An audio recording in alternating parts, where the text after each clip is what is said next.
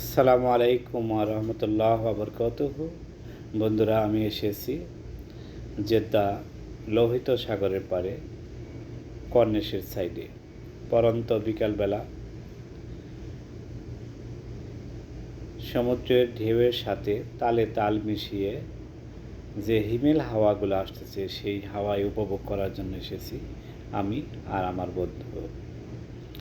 এখানে আছে পৃথিবীর বিভিন্ন দেশের হাজিগণ আগত হয়েছে। বাংলাদেশের হাজিগণ সবচেয়ে বেশি।